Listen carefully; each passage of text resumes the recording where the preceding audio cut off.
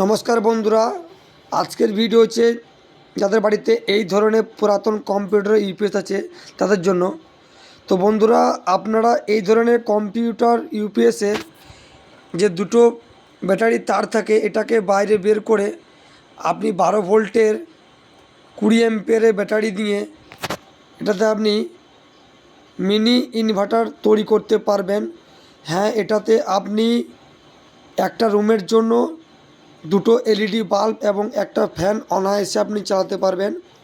তো এটার জন্য কিছু করার দরকার নেই, আপনাকে ডাইরেক্ট প্লাগিং করতে হবে। এবং এই ইউপিএসের পেছনে দেখছেন সকেট আছে, এটাতে আপনি যে কোনো লোড দিবেন। তো এটাতে আপনার বাড়িতে লোডশেডিং হলে অটোমেটিক এটা ব্যাটারিতে চলবে, এবং যখনই আপনার কারেন্ট চলে আসবে তখন আপনার অটোমেটিক লাইনে চলবে। আর এটা যদি ফুল ভিডিও পেতে চান